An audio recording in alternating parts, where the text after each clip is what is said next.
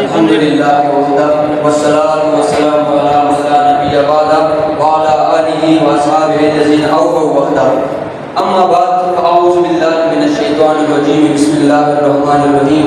لقد کان لکم فی رسول اللہ اسوۃ حسنہ وقال قال رسول اللہ صلی اللہ علیہ وسلم فر من المجذوم کما تفر من الاسد او کما قال علیہ السلام. ساتھیٰ کرام، جج صاحبان اور محترم سامعین محترم، السلام علیکم ورحمۃ اللہ وبرکاتہ.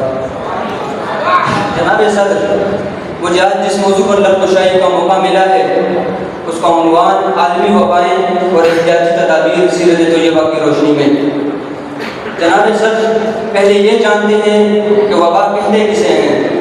کسی ایک جاندار سے دوسرے جاندار میں بحکم خدا کوئی مرض منتقل ہو جائے اسے وبا کا نام دیا جاتا ہے. اور جب یہ کتنی کثرت اختیار کر جائے کہ پوری دنیا کو اپنی لپیٹ میں آ لے اسے عالمی وبا کے نام سے موصول کیا جاتا ہے. اگر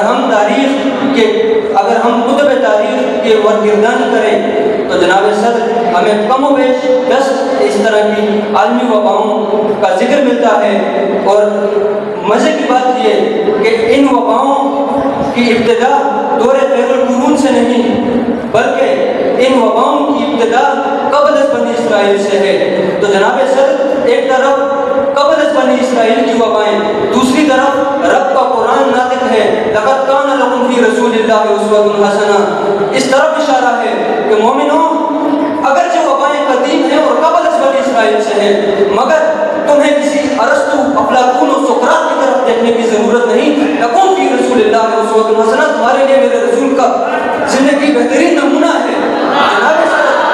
جناب صدر، اب جب کہ کتاب اللہ نے رسول اللہ کا پتہ بتایا تو آئیے سیرت سے پوچھتے ہیں کہ آپ نبی علیہ السلام نے ان حالات میں ہمارے لیے کیا احتیاط و اصولیات بیان فرمائے ہیں.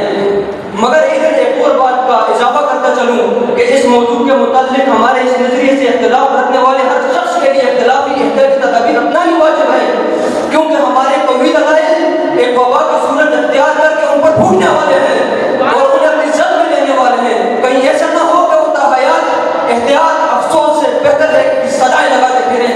تو جناب صدر آئیے ان دلائل کی جانب. عدالت سیاستہ کی ہے، فیصلہ رسول اللہ کا ہوگا. آئیے ان دلائل کی جانب.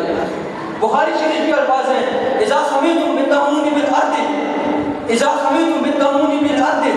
فلا تدخلوها واذا وقع بعدل وانتم بها فلا تخرجوا منها. فرمایا کہ اگر تم سنو کہ کسی قرۂ ارض میں طاعون کی وبا پھیل گئی تو وہاں ہرگز داخل مت ہو، اور اگر تم وہاں پہلے سے موجود تھے تو وہاں سے ہرگز راہ فرار اختیار نہ کرو.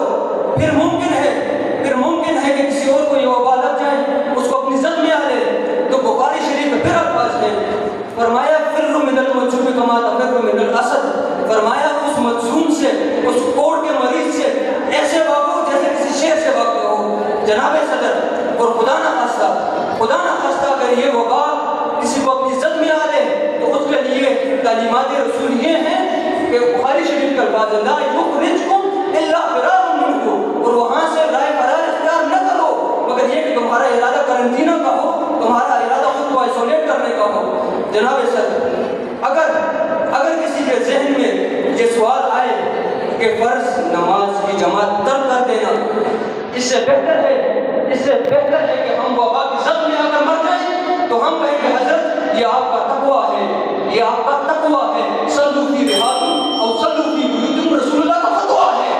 جناب صدر، اگر کسی کا ذہن اس کو تقدیر اور تدبیر کی موافقت پر الجائے رکھ رہا ہے تو اس کو ہم بخاری شریف بات میں دیں گے جہاں حضرت ابو عبیدہ بن جراح حضرت عمر سے فرما رہے ہیں افرار من قدر اللہ، حضرت عمر فرما رہے ہیں نعم نفر من قدر اللہ الى قدر اللہ. فرمایا ہاں اللہ کی تقدیر سے بھاگ رہے ہیں، اللہ کی تقدیر کی طرف. جناب دلائل سے یہ بات پتہ چلی کہ تدبیر اختیار کر کے وبا سے بچ جانا ہرگز تقدیر الہی کے منافی نہیں، ہرگز توکل علی اللہ کے خلاف نہیں.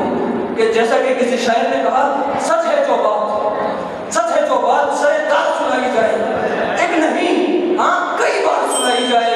اور یہ جو قسمت ہے مقدر